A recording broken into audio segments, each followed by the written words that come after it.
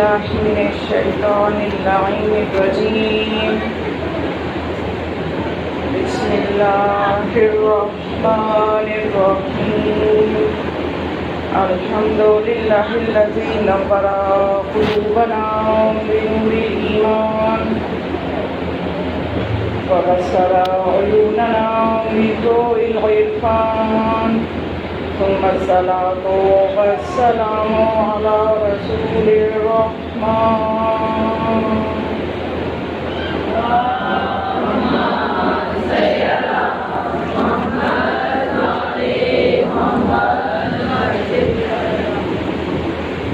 ثم الصلاة والسلام على قاضي دينه ومنفذ أحكامه ومروج الإيمان.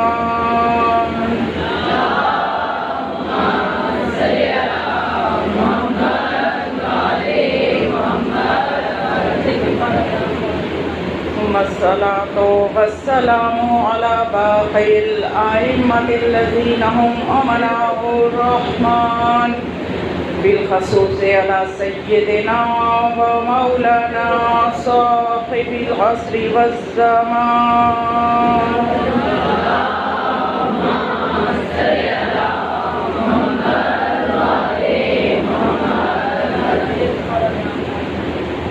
ولعنة الدائمة على أعدائهم أجمعين من يومنا هذا إلى يوم الدين. بسم الله الرحمن الرحيم. وقل الحمد لله وسلام على عباده الذين اصطفى. صلوات.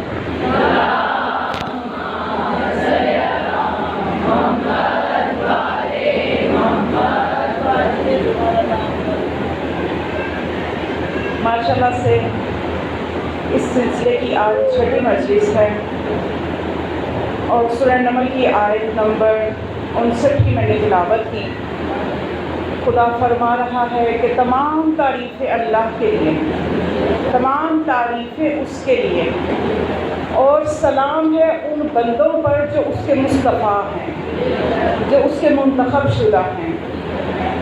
تو بس انہی منتخب شدہ بندوں کی معرفت حاصل کرنا جو ہے ہر ایک پہ لازم ہے، اور یہی ہمارے اس عشرہ مجالس کا موضوع ہے، معرفت محمد و آل محمد علیہ السلام. صلوات.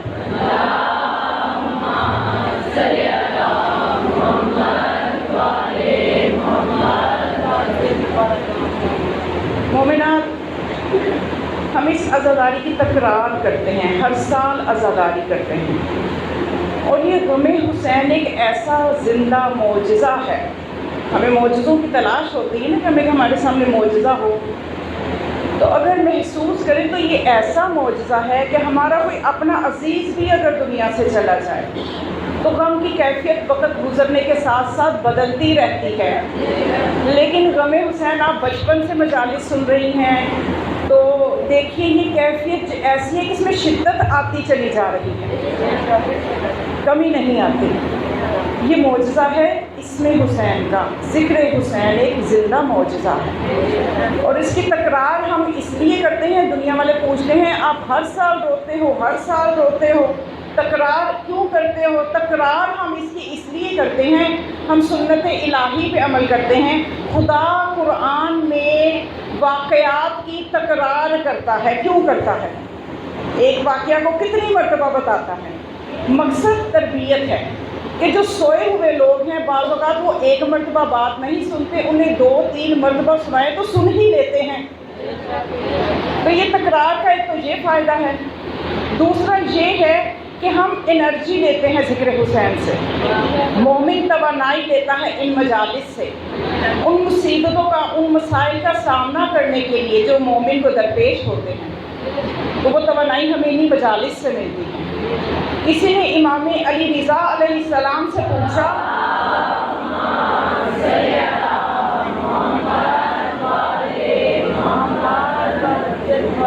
مولا عزاداری پہ اتنا زور کیوں دیتے ہیں؟ توجہ ہے نا سب کی.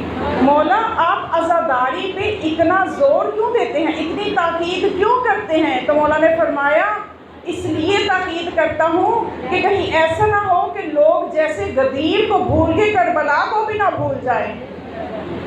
تو کربلا یاد رکھنی ہے۔ کربلا میں بہت سے درس ہیں جو ہمیں کربلا سے ملتے ہیں۔ یہ ایک قتل گاہ نہیں، ایک درس گاہ ہے، اور یہ سمجھ میں بھی تبھی آئے گی کہ جب ہم ان ہستیوں کی معرفت پیدا کریں گے۔ قرآن سمجھ میں نے عرض کیا تھا کل کہ تبھی سمجھ میں آئے گا کہ جب نوری سلسلے سے ہمارا تعلق ہوگا۔ قرآن ایک نور ہے اور نوری واسطے کے بغیر اس کو سمجھا نہیں جا سکتا۔ تو غیر معصوم اپنی عقل ناقص سے قرآن کو سمجھنے بیٹھے گا تو بہت سی کوتاہیاں ہوں گی، بلکہ آیات کا مذاق تک سمجھ لیجئے کہ اڑانے کے مترادف ہو جائے گا۔ تو یہ نوری واسطے سے سمجھ میں آئے گا، اس لیے خدا نے اس کے ساتھ نوری سلسلے کو اتنا ساتھ کہ حوض کوثر تک یہ قرآن اور اہل بیت جدا نہیں ہوں گے، ایک دوسرے کے ساتھ رہیں گے۔ تو اسی نوری سلسلے، اور یہ واحد درسگاہ حسینی ہے کہ جہاں پہ نور کی بارش ہوتی ہے، قرآن کی آیات پہ غور و فکر کیا جاتا ہے، درس قرآن دیا جاتا ہے حسین کے صدقے سے، اور اتنی پاکیزہ محفل ہے کہ فرشتے گھیراؤ کر لیتے ہیں، فرشتے اس محفل کا گھیراؤ کر لیتے ہیں، جناب سیدہ دعائیں دیتی ہیں، امام زمانہ دعائیں دیتے ہیں۔ کتنی نورانی محفل ہے یہ، کتنی برکتیں ہیں اس محفل کی۔ ہر کوئی اپنے حساب سے ان برکتوں کو اپنی معرفت و بصیرت کے ساتھ سمیٹتا چلا جاتا ہے۔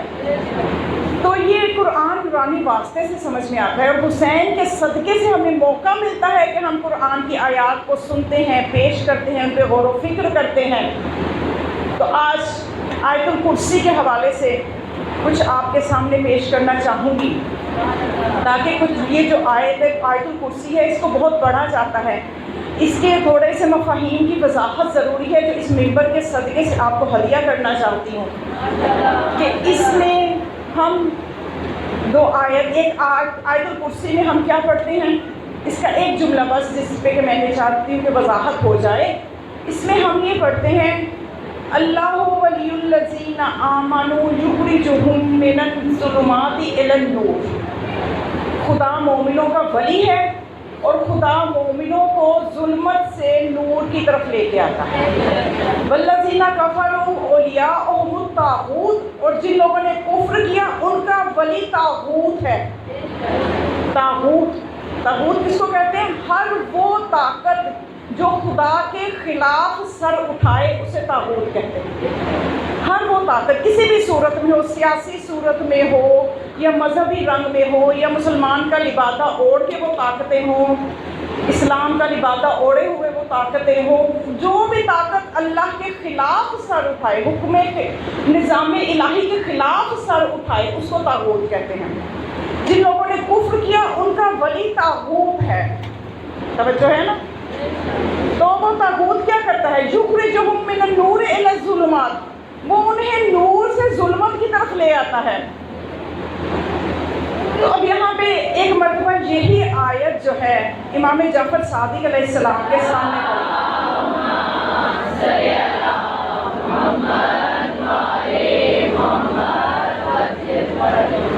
امام کے سامنے جب اس آیت کو پڑھا گیا تو امام نے اس بندے سے کہا کہ اس کا مطلب کیا ہے، جانتے ہو یہ آیت کیا کہہ رہی ہے؟ اس نے کہا کہ مولا پہلی آیت جو ہے یہ مومنین کے بارے میں ہے۔ آیت کا پہلا حصہ، آیت تو ایک ہے نا آیت الکرسی، اس کا پہلا حصہ مومنین کے بارے میں ہے، دوسرا حصہ کافروں کے بارے میں ہے۔ تو مولا نے پوچھا ذرا یہ بتاؤ یہ آیت جو کہہ رہی ہے کہ اللہ ولی ہے مومنوں کا اور انہیں نور سے انہیں ظلمت سے نور کی طرف لے کر آتا ہے، جب وہ مومن ہے تو وہ کون سی ظلمت میں ہے کہ جو اللہ انہیں نور کی طرف لے کے آتا ہے؟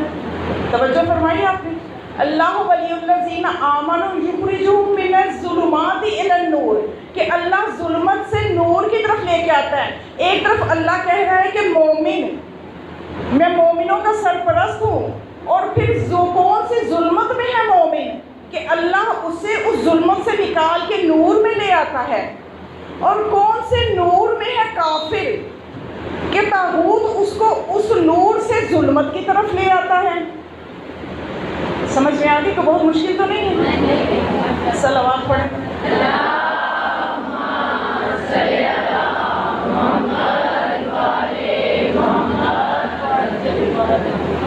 تو وہ کون سی ظلمت ہے کہ جس میں مومن ہوتے ہوئے، ایمان ہوتے ہوئے بھی مومن اس ظلمت میں ہے کہ خدا کہتا ہے کہ میں سرپرست ہوں، ولی ہوں مومنوں کا، اور انہیں ظلمت سے نور کی طرف لے کے آتا ہوں. اور کون سی ظلمت، کون سے نور میں ہے؟ کافر، کہ جن کو طاغوت کہتا ہے کہ طاغوت ان کا سرپرست ہے، اور ان کافروں کو نور سے ظلمت کی طرف لے آتا ہے.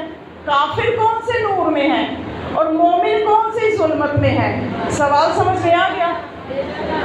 تو یہ جب مولا نے اس سے سوال کر دیا کہ تم نے تو یہ کہہ دیا، بتاؤ ذرا اس سوال کا جواب دو، تو وہ کہنے لگا، وہ مبہوت ہو گیا، حیران ہو گیا. تو کہنے لگا مولا آپ اس خاندان سے تعلق رکھتے ہیں کہ جہاں سے علم کے چشمے پھوٹتے ہیں. مولا آپ ایسے علم لدنی کے مالک ہیں اور آپ کا کوئی استاد بھی نظر نہیں آتا. آپ کے علاوہ کون بتا سکتا ہے کہ اس سوال کا جواب کیا ہوگا؟ آپ ہی بتائیے. تو پھر مولا نے فرمایا، یہ جو اللہ فرماتا ہے اللہ ولی الذین آمنوا، کہ اللہ سرپرست ہے مومنوں کا اور انہیں نور، ظلمت سے نور کی طرف لے کے آتا ہے. تو ہوتا مولا کہتے ہیں اصل میں یہ ہے، مولا فرماتے ہیں کہ جب انسان لا الہ الا اللہ پڑھ لیتا ہے، محمد رسول اللہ پڑھ لیتا ہے، تو اللہ کی نظر میں ابھی تک وہ ظلمت میں ہے. تو جو یہ دو کلمے پڑھ کے اس کے بعد علی ولی اللہ کہتا ہے، تو اللہ کہتا ہے کہ اب وہ نور میں آ گیا ہے. تو جب تک وہ علی ولی اللہ کی گواہی نہیں دے گا، وہ ابھی تک تاریکی میں ہے. نور میں اس وقت سمجھا جائے گا جب وہ ان دو کلموں کے بعد ولایت کی گواہی دے گا. تو اللہ فرماتے ہیں جو پہلے دو گواہیاں دے دیتا ہے اس کو پھر میں ولایت کی گواہی کی طرف لے آتا ہوں، یعنی ظلمت سے نور کی طرف لے آتا ہوں. اور جو کافر ہیں، مولا نے فرمایا دوسرے حصے کا جواب یہ ہے کہ کافر کون سے نور میں ہیں؟ کہ طاغوت کی وجہ سے ظلمت میں آ جاتے ہیں، کہ ان کا سرپرست طاغوت ہے، اس طاغوت کی وجہ سے وہ نور کو چھوڑ کے ظلمت کی طرف آ جاتے ہیں. تو مولا نے فرمایا کہ جب مومن نور کی طرف آ جاتا ہے، پہلے حصے میں آ گیا نا نور کی طرف، اس کے بعد کیا ہوتا ہے؟ جب وہ مومن نور کی طرف آ جاتا ہے، مومن ہو جاتا ہے، اور مومن ہونے کے بعد، نور میں آنے کے بعد دوبارہ وہ اگر ولایت سے پھر جائے، بیت علی کو توڑ دے اور وہ ولایت کی گواہی سے منکر ہو جائے، تو دوبارہ ظلمت میں چلا جاتا ہے جس سے اللہ نے نکالا ہوتا ہے. تو یہ کام کون کرتا ہے نور سے ظلمت میں لانے کا؟ طاغوت یہ کام کرتا ہے. تو دیکھیے یہی چیز ہے کہ ہمیں ولایت کو سمجھنا ہے، اس کی معرفت حاصل کرنی ہے. قرآن میں اس کی گواہی موجود ہے کہ جب عرب کے بدو آئے تھے رسول کے پاس، آ کے کہتے ہیں کہ یا رسول اللہ قولوا اسلمنا، جب ان وقالت الاعراب آمنا، ان بدوؤں نے آ کے رسول سے کہا یا رسول اللہ ہم ایمان لے آئے، تو خدا نے آیت نازل کیا رسول ان سے کہہ دو یہ ایمان نہیں لائے، قولوا اسلمنا، ان سے کہو یہ اسلام لائے ہیں. لما یدخل الایمان فی قلوبکم، کہ ان سے کہو ایمان ابھی تمہارے دلوں میں داخل نہیں ہوا، ایمان داخل ہوگا تو پھر تم مومن ہوگے. تو جب تک کل ایمان کی معرفت نہ ہو بندہ تاریکی میں رہتا ہے. تو دیکھیے ہمارے گرد بہت سی مثالیں ہیں، اس میں تھوڑا سا میں مزید وضاحت کرنا چاہوں گی. اگر صلوات ایک جاگتی ہوئی پڑھیں گی تو اچھی طرح سے میں بھی کر سکتی ہوں.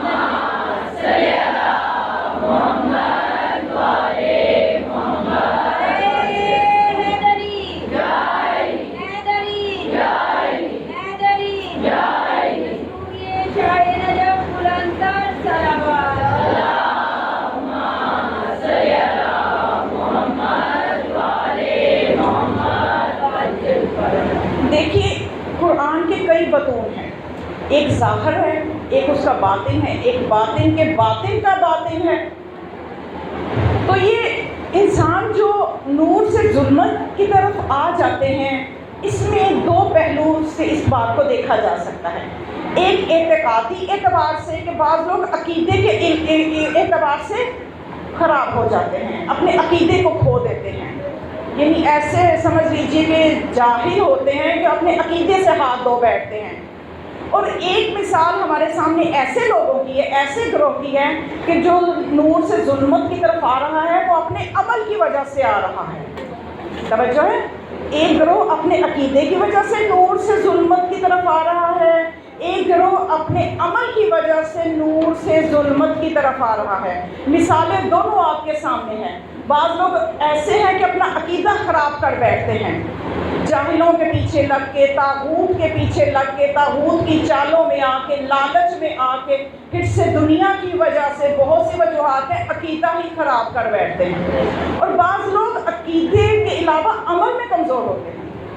اب دیکھیے، نور سے ظلمت کی طرف آنے کی ایک مثال بڑے افسوس سے مجھے دینا تو بہت افسوس سے پڑ رہی ہے، لیکن میں آپ کو مزید واضح کرنے کے لیے کہ دیکھیے آج ایسے لوگ موجود ہیں کہ جو توحید کی بھی گواہی دیں گے، نبوت کی بھی گواہی دیں گے، ولایت کی بھی گواہی دیں گے، پھر بھی وہ ظلمت میں ہیں. وہ لوگ ہیں جو فقہاء کو گالیاں دیتے ہیں، وہ لوگ ہیں جو نظام ولایت فقیہ کا انکار کرتے ہیں، وہ لوگ ہیں جو اپنے زمانے کے امام سے جڑے ہوئے سلسلے کا انکار کرتے ہیں. تو کیا وہ ظلمت میں نہیں؟ بہت سے مثالیں ہیں. تو خدا ہمیں نور ولایت میں اس طرح سے ہم نور ولایت کے ساتھ منسلک ہوں کہ ہم بابصیرت بھی ہوں اور تدم آخر ہم اسی عقیدے کے ساتھ دنیا سے جائیں. تو یہ بہت بڑی کامیابی ہے آج کل کے مومن کی، کیونکہ آج کل بہت زیادہ عقائد پہ حملے ہو رہے ہیں. اس لیے میری زیادہ گفتگو اسی بات پہ ہوتی ہے کہ ہم نے اپنے عقائد کو دلائل سے سمجھنا ہے، اور مکتب شیعہ جو کہ ایک خوبصورت اور عقلی مکتب ہے، اس کے ساتھ اپنے آپ کو وابستہ رکھنا ہے، اس کو وابستہ رکھنا ہے. تو دیکھیے، جب انسان کی فطرت سلیمہ، پوری دنیا کو اللہ نے فطرت سلیمہ پہ پیدا کیا ہے.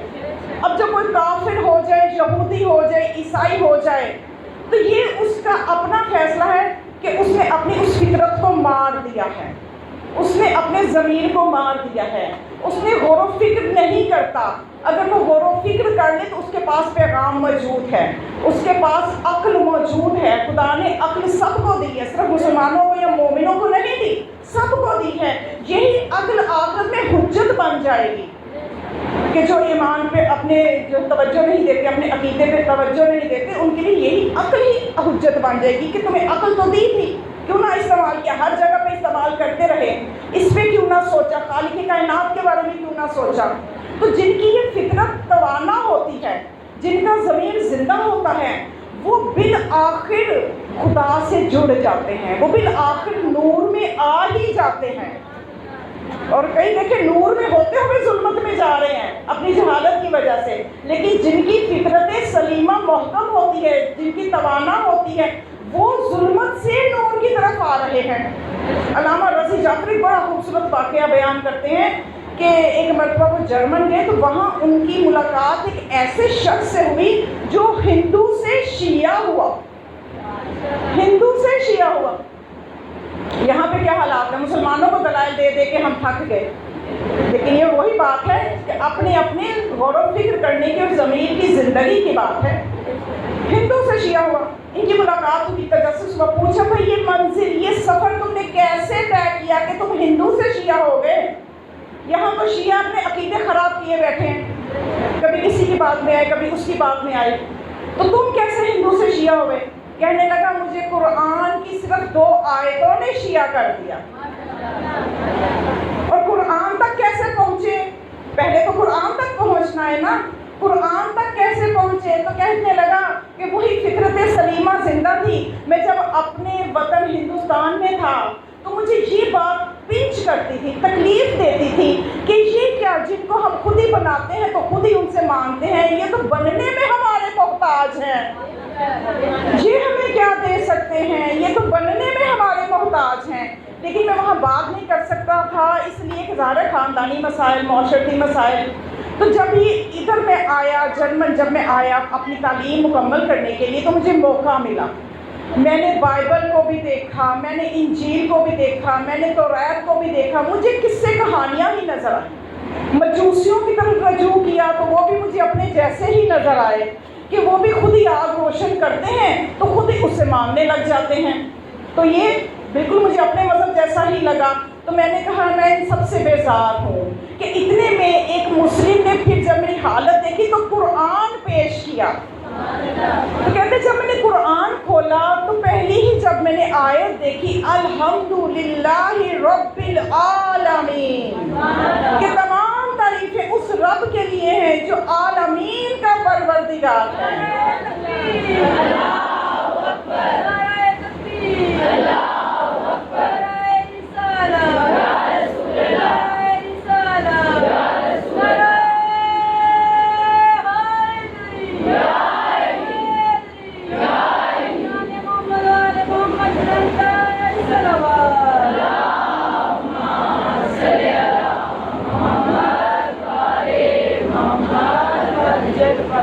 تو یہ کہ میری عقل نے اس چیز کو قبول کیا، میری عقل نے اس چیز کو قبول کیا کہ واقعاً جو عالمین کو پال رہا ہے تعریف بھی اسی کی ہونی چاہیے۔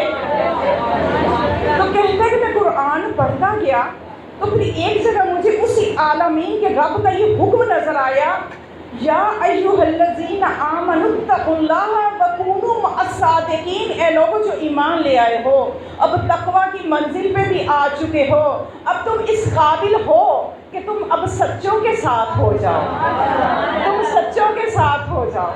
تو کہنے لگا مجھے اب تلاش تھی سچوں کی کہ وہ سچے کون ہیں جن کے ساتھ حکم ہو رہا ہے کہ انہی کے ساتھ رہو، ان کے ساتھ ہو جاؤ۔ تو میں جب سچوں کو تلاش کیا تو مجھے وہ سچے مل گئے اس آیت کی عملی صورت میں، جس میں خدا فرما رہا تھا فَقُلْ تَعَالَوْا نَدْعُوا أَبْنَاءَنَا وَأَبْنَاءَكُمْ وَنِسَاءَنَا وَنِسَاءَكُمْ وَأَنفُسَنَا وَأَنفُسَكُمْ ثُمَّ نَبْتَهِلْ فَنَجْعَلْ لَعْنَةَ اللَّهِ عَلَى الْكَاذِبِينَ۔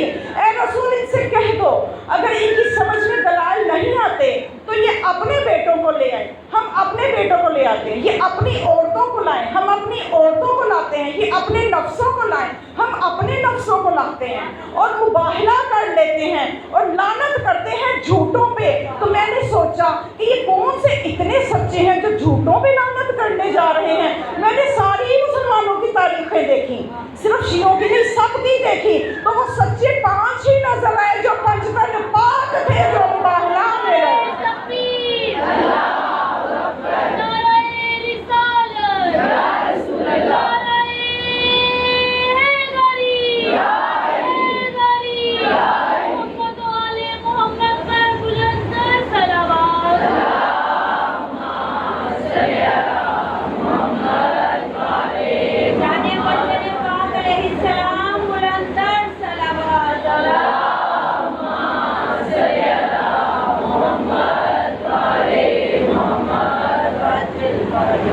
تو بس سچوں نے پہنچا دیا اور میدان مباہلہ میں یہ 5 ہی نظر آئے، یہ 5 ہی نظر، اور ان 5 کی میں جو مرکزی حیثیت تھی وہ جناب سیدہ فاطمہ الزہراء سلام علیہا کی تھی۔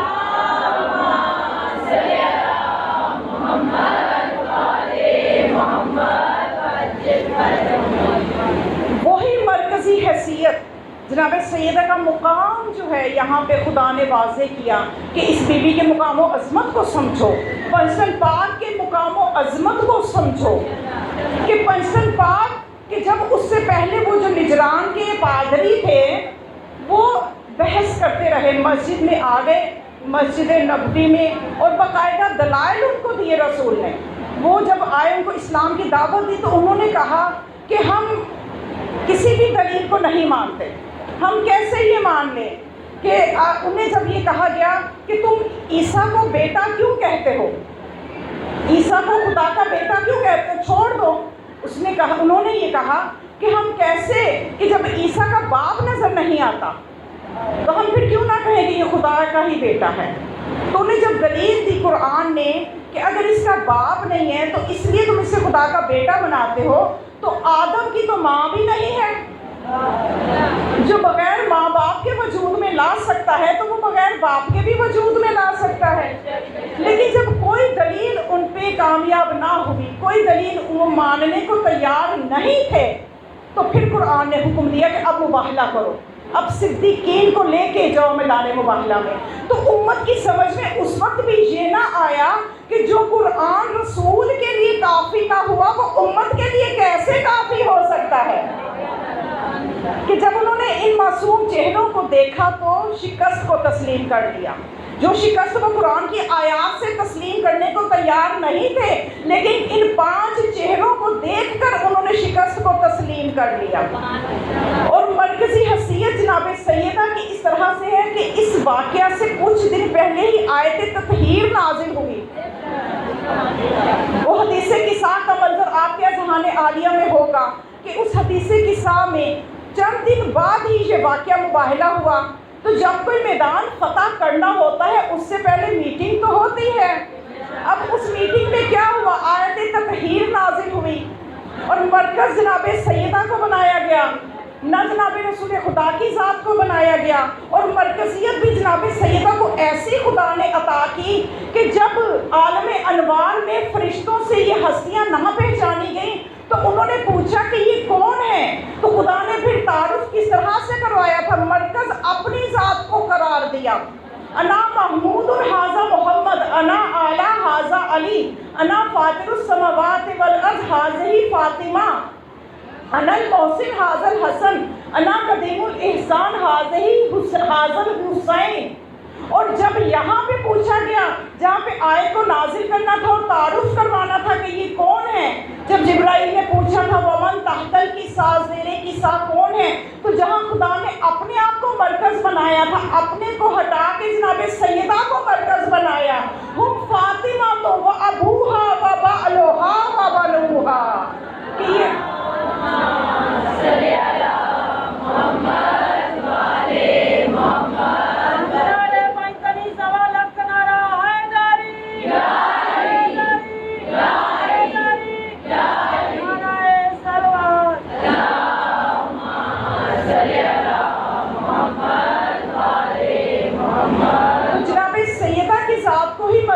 بنایا، تو اس لیے کہ جو آیت اترنی تھی نہ نبوت کے بارے میں تھی نہ امامت کے بارے میں تھی، جو آیت اترنی تھی وہ تطہیر طہارت کے بارے میں تھی، تو اس لیے ملکہ تطہیر کو مرکز بنایا گیا، اس لیے ملکہ تطہیر کو مرکز بنایا کہ جو آیت اب نازل ہونی ہے اور جس میدان کے لیے یہ تیاری ہونی ہے وہاں پہ جا کے ایسی ہی تطہیر کی مالک ہستیوں کی ضرورت ہے جو جا کے اس طرح سے ان کی معصومیت آشکار ہو جائے کہ نجران کے پادری دیکھتے ہیں۔ لیکن افسوس اس منزل پہ یہ ہے کہ جن چہروں کو مسلمان قدر نہ کر سکے، جن کو مسلمان نہ پہچان سکے، ان کو عیسائیت نے کس طرح سے پہچان لیا، عیسائیوں نے کس طرح سے پہچان لیا۔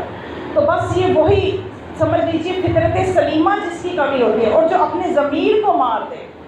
تو بس یہ قرآن جو ہے یہ نوری واسطے کے بغیر سمجھ میں نہیں آتا، اس لیے ہر زمانے میں اس کے ساتھ ایک نور رکھا گیا، ایک نور آج بھی اس کے ساتھ ہے، اور یہ نوری واسطہ ہونا ضروری ہے کہ امت کا زاویہ درست رہے، قرآن کو صحیح طرح سے سمجھتے رہیں۔ تو آج بھی اس قرآن کو سمجھنے کے لیے جن کے اندر بصیرت قلبی موجود ہے وہ اس نور کی طرف آج بھی کھنچے چلے آتے ہیں، وہ آج بھی شیعہ ہو رہے ہیں اس قرآن کی وجہ سے، کہ جس قرآن کی وجہ سے ایک طرف اتنے فرقے بن رہے ہیں لیکن جن کی بصیرت قلبی مضبوط ہے وہ آج بھی اس قرآن کی وجہ سے اس مسلک کی طرف آ رہے ہیں۔ محسن قرائدی جو ہیں ان سے ایک جگہ انہیں موقع ملا ایک تقریر کرنے کا، تو انہوں نے واضح کہا کہ جو دلائل اپنے آپ کو دینے والا ہوں یہ نہ تو تاریخ ہے جس کو آپ کہیں کہ جھوٹ ہو سکتی ہے، نہ حدیث ہے کہ جسے آپ کہیں کہ اپنے سے گھڑ لیا ہے، اور نہ یہ کوئی شاعری ہے کہ جسے آپ کہیں کہ یہ تخیل کی بنا پہ ہے۔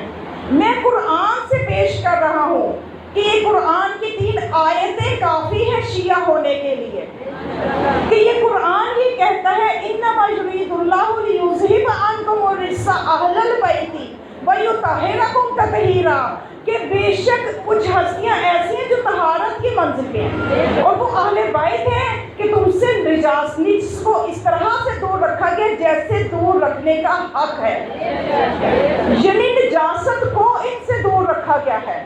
نجس ادھر آنا چاہے بھی تو اگر طبیعت نجس ہوگی وہ آ نہیں سکے گا. یعنی اہل بیت رجس کی طرف نہیں جائیں گے، رجس آنا چاہے گا تو آ ہی نہیں سکتا. تو یہ جو مقام طہارت ہے یہ صرف اہل بیت کا نظر آیا. اور پھر قرآن یہ کہتا ہے السابقون السابقون هو المقربون، کہ جو سبقت لے جانے والے ہیں، جو قرن اول سے تعلق رکھتے ہیں، یعنی جو رسول کے ساتھ ساتھ رہے. صحابہ کا مقام باہر تک تھا، اہل بیت جو ہے وہ رسول کے ساتھ گھر سے باہر بھی نظر آئیں گے، گھر کے اندر بھی نظر آئیں گے. تو وہی مقربون ہے. یہاں پر بھی سوائے اہل بیت کے اندر کوئی اور نظر آیا ہی نہیں. پھر تیسری آیت خدا فرماتا ہے کہ فضل اللہ المجاہدین علی القاعدون، کہ خدا نے مجاہدوں کو فضیلت دی ہے بیٹھنے والوں پر. تو میں نے دیکھا کہ اہل بیت سارے کے سارے شہید ہوئے، اور جو دوسری طرف کوئی ایسا نظر نہ آیا کہ جس نے میدان میں اتنی تکلیفیں اٹھائی ہوں. تو یہ اہل بیت کی فضیلت ہے کہ وہ ہمیں اس مقام پہ نظر آتے ہیں. تو یہ قرآن کی 3 آیتیں جو ہیں یہی شیعہ کرنے کے لیے کافی ہیں. ان آیتوں، قرآن کی آیتوں پہ ہی غور کر لیں تو انسان کو حقیقت نظر آ جاتی ہے. صلوات پڑھیں.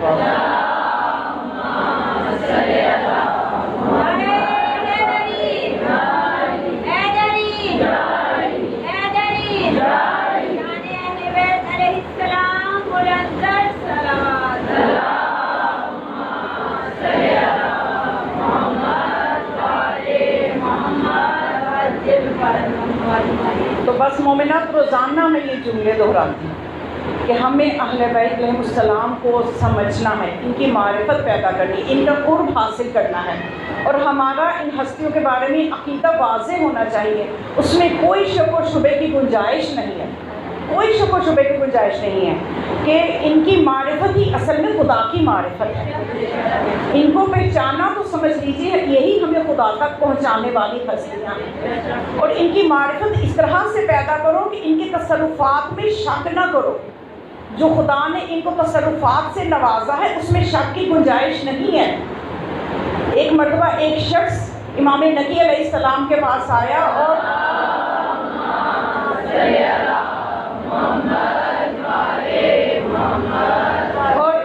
اس کے پاس ایک خط تھا.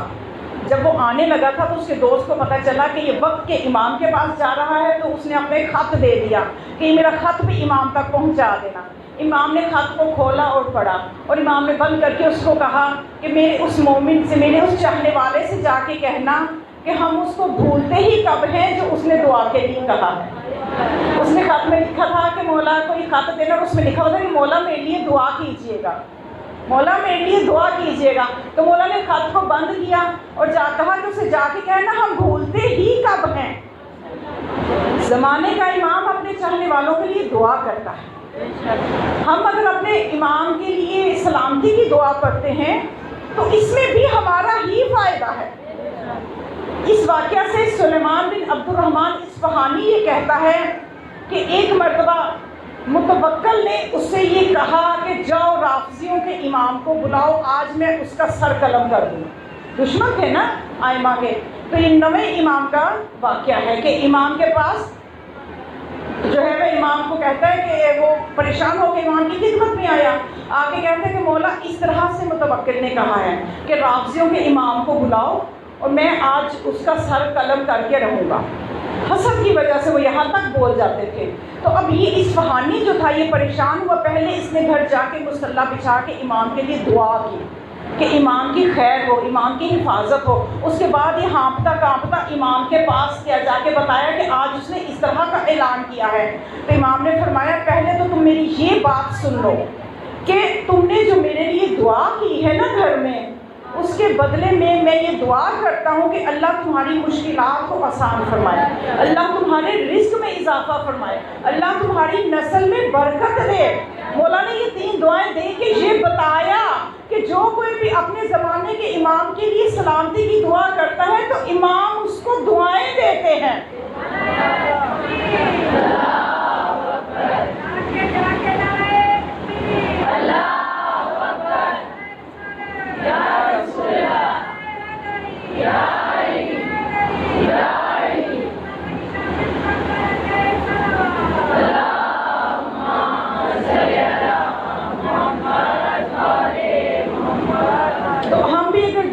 درج پڑھتے ہیں اللہم کل ولیک الحجۃ ابن الحسن، اس کو بہت تاکید ہے آخری زمانے میں پڑھنے کی. اور جب بھی ہم امام کے لیے پڑھتے ہیں، امام ہماری سلامتی کے لیے دعا کرتے ہیں. ہم غیر معصوم امام کے لیے جب دعا کرتے ہیں تو ہمیں امام کی دعائیں ملتی ہیں. سوچئے امام کی دعا کو خدا رد نہیں کرتا. تو ہمارے سروں پہ امام کا دست شفقت ہے.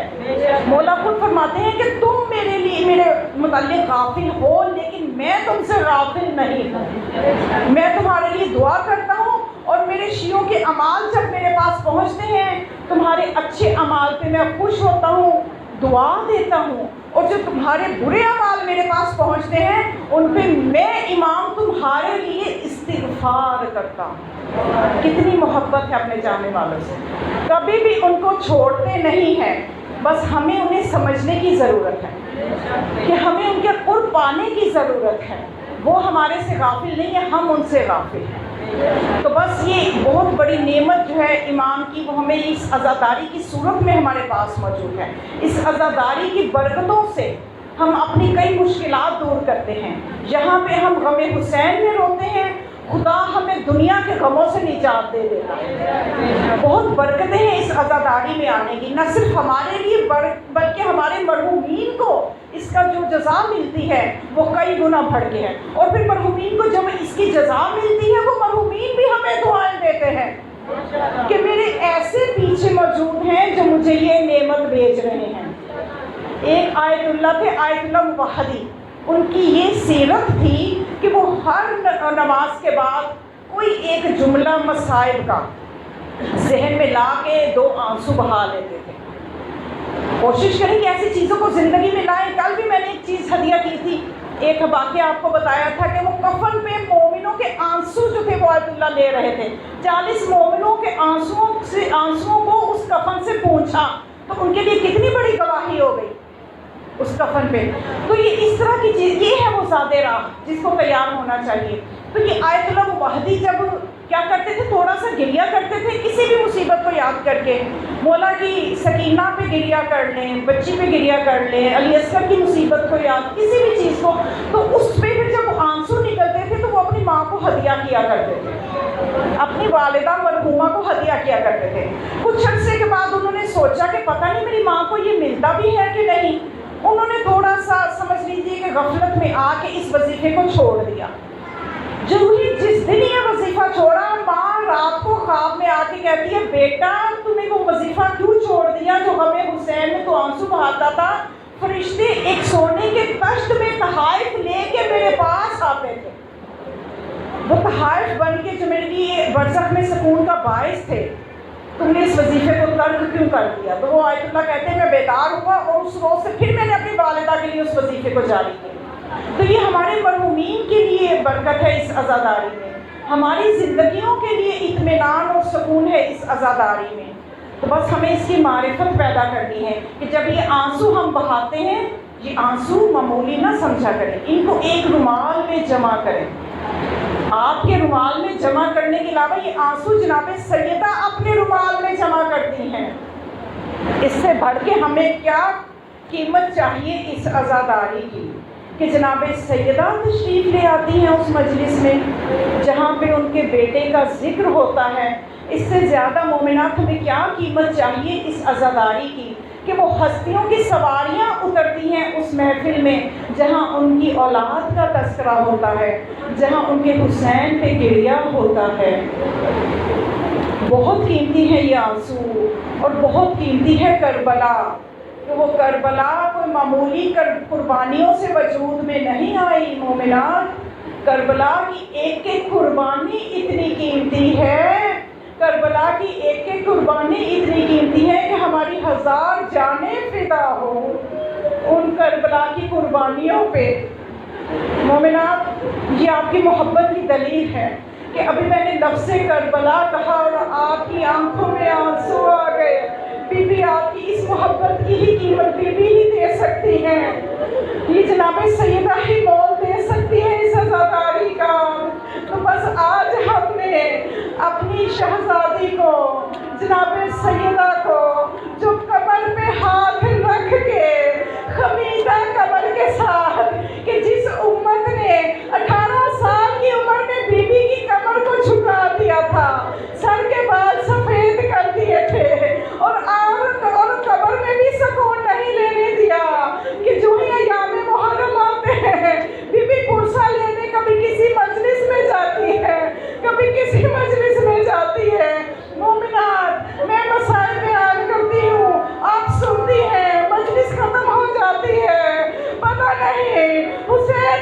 कब तक बैठी रोती रहती है?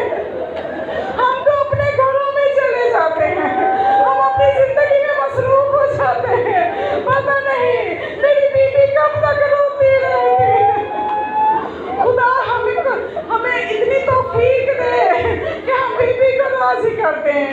आज इस मुसीबत का पुरसा देना है, ये बड़ी सख्त मुसीबत है। बहुत सख्त वक्त था वो हुसैन के लिए कि जब कासिम जैसा भतीजा बार बार मौत की इजाजत लेने के लिए आ रहा था। मोमिना, कासिम कोई आम जवान नहीं है, बल्कि अभी उस उम्र में है कि अभी कम सिनी है, अभी कम सिनी है। 13 साल उम्र है जनाबे कासिम की। ज्यादा रवायात में मिलता है 13 साल, कहीं कहीं मिलता है 14 साल, बस इससे ज्यादा उम्र नहीं थी। और ये कितना खूबसूरत शहजादा था। एक तो शबीह रसूल जनाबे अली अकबर है ना, तो मैंने तारीख में देखा कि जनाबे कासिम भी शबीह रसूल है, इसलिए कि जनाबे कासिम जो है ये अपने बाबा की शबीह थे, शबीह हसन थे, और हसन अपने नाना की शबीह थे। तो उलमा ने फरमाया कि इस एतबार से कासिम भी शबीह रसूल थे। 2 शबीह रसूल करबला में मौजूद थी। कासिम कोई आम बच्चा नहीं था। मदीने में जब जनाबे कासिम मस्जिद नबवी में कुरान की तिलावत किया करते थे, तो रिवायत में देखा कि इतनी खूबसूरत आवाज थी जनाबे कासिम की कि मदीने का हजूम इकट्ठा हो जाता था तिलावत को सुनने के लिए, कि लोगों को लहने दाऊद याद आ जाता था, जनाबे नबी दाऊद का लहन याद आ जाता था। इतनी खूबसूरत लहन में जनाबे कासिम तिलावत कुरान किया करते थे। और वो वक्त आ गया कि जब असरे आशूर आ गई और जनाब कासिम की शहादत के कुछ इम्तियाज़ात ऐसे हैं, कुछ ऐसी अजीब दास्तान है ये करबला की कि जब शब आशूर हुसैन जिंदगियों को वापस कर रहे थे कि तुम चले जाओ, जिसने जाना है चले जाओ। अल्लामा नक्कल का एक बहुत खूबसूरत जुमला, बहुत कीमती जुमला, कि अल्लामा नक्कल फरमाते हैं कि जितना मैंने इस जिंदगी को जितना मैंने करबला में जलील होते देखा और कहीं नहीं देखा। कि हुसैन जिंदगियां दे रहे हैं, लेने वाले कहते हैं हमें भी नहीं चाहिए, हुसैन कहते हैं ले लो, वो कहते हैं हमें भी नहीं चाहिए। आपके बगैर, फर्जंदे रसूल के बगैर हमारी जिंदगी भी कोई जिंदगी है? हम आपको छोड़ के नहीं जाएंगे। जब हुसैन ने कहा कि वो मर्तबे भी तुम्हें मिल जाएंगे, तुम चले जाओ, लेकिन वो ऐसे आज़ादार थे कि उन्होंने साथ नहीं छोड़ा। और इमाम हर एक को उसका रुतबा दिखा रहे थे कि हबीब देख लो, इस जगह पे तुम्हारी शहादत होगी और तुम्हारे लिए ये रुतबा है। रुतबा दिखा रहे थे, अपनी इमामत के तसर्रुफ से रुतबे दिखा रहे थे। जब तमाम को रुतबे दिखा चुके तो ये जो बच्चा है ना कासिम, ये सब देख रहा था। इसे तरद्दुद था कि मेरी बारी क्यों नहीं आ रही। शौक़े शहादत था कि पता नहीं चचा ने मेरा अभी तक मुझे क्यों नहीं बताया कि कमसिनी का आलम है। तो ये सवाल मासूमियत भरा सवाल कर दिया, मासूमियत भरा सवाल कर दिया कि चचा जान क्या कल के शहीदों में मेरा भी नाम है? अब जब बच्चे की मासूमियत देखी तो रिवायत के जुमले हैं कि इमाम ने जवाब नहीं दिया, जवाब नहीं अभी दिया, बल्कि सवाल कर दिया, कैफा इंतकल मौत, ए बेटे तेरे नजदीक मौत क्या है? और जनाब कासिम का जवाब देखिए कि कम सिनी झलक रही है इस जवाब में कि जनाब कासिम जवाब देते हैं, अहला मिनल अस्ल, शहर से भी ज्यादा शीरीन। शहजादा अभी कम सिन उम्र है, शहर से रग़बत थी, तो जवाब भी मासूमाना दिया कि मुझे तो शहर से भी ज्यादा शीरीन लगती है मौत। तो जब ये सुनना था तो फिर मौला ने कहा कि मेरे बेटे, न सिर्फ तू बल्कि अली असगर को भी शहीद होना है। जब ये सुना ना अली असगर को शहीद होना है तो कासिम को अपना भूल गया, एकदम गैरत हाशमी ने जोश मारा। तो इस उम्र में भी गैरत हाशमी ने जोश मारा, भी बचपना है,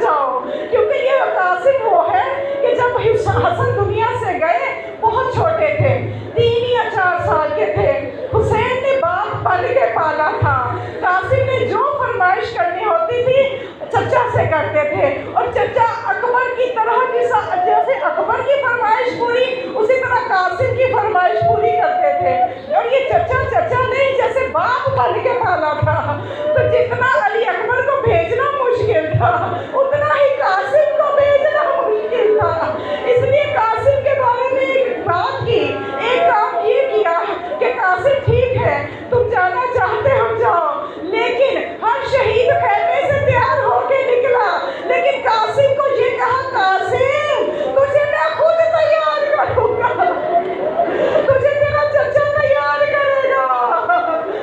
بہت ہی عجیب روایت ہے کہ اس میں ملتا ہے کہ جب چچا تیار کرنے لگا تو وہ جو لوہے کی ٹوپی ہوتی ہے خلوت، کوئی خلوت قاسم کے سر پہ پورا نہیں آ رہا، کیونکہ اتنی عمر کے بچے جنگ نہیں کیا کرتے، یہ تو حسین کی مظلومیت، بغیر لوہے کی خلوت کے امامہ باندھا، تحت الحنک باندھی، تحت الحنک سے تحت الحنک باندھ کے اس کے بعد ایک عجیب کام کیا حسین نے قاسم کے ساتھ، گریبان کو چاک کر دیا، معصومیت سے قاسم نے پوچھا چچا جان گریبان کیوں چاک کر دیا، کہ فرمایا کہ بیٹا شاید کیونکہ یہ گریبان چاک کرنا یتیموں کی نشانی ہوتی ہے، جو یتیم ہوتے ہیں عربوں میں ان کا گریبان چاک ہوتا ہے، میں سوچتا ہوں کہ شاید اس امت کو ترس آ جائے تیری یتیمی میں، لیکن وہ کیسی ظالم امت تھی، یہ کیسے کلمہ گو تھے کہ قاسم کے کوئی زنا بھی پوری کربلا آ رہی تھی، سب جو بھی کربلا میں گیا زنا پہن کے گیا، قاسم بغیر زنا کے گئے، صرف تاریخ بتاتی ہے ایک باریک کرتا پہن رکھا تھا،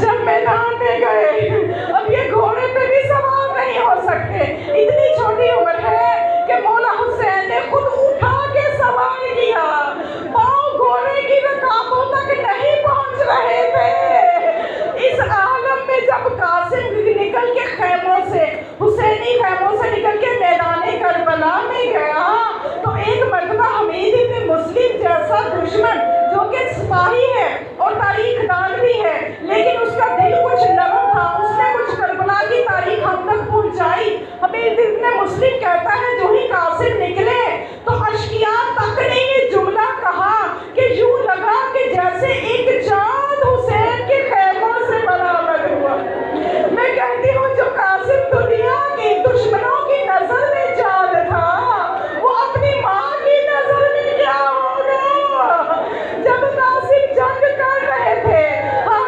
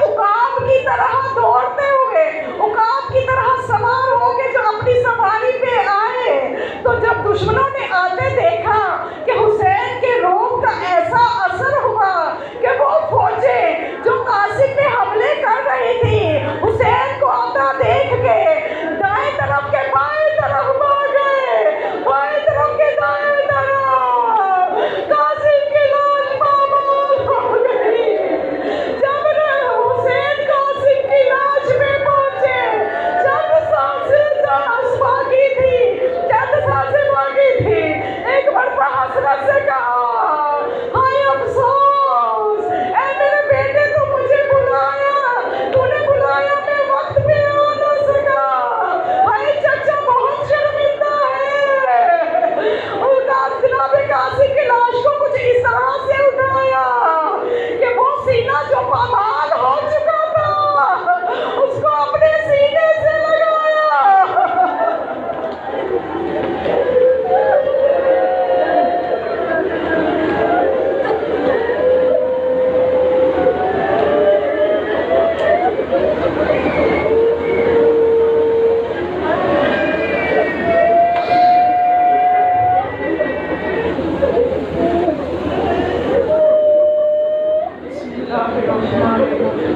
اللهم كل وليك الحجة ابن الحسن صلواتك عليه وعلى آبائه في هذه الساعة وفي كل ساعة وليا وحافظا وقائدا وناصرا ودليلا معينا حتى تسكنه الزكاة ثم تمتعه فيها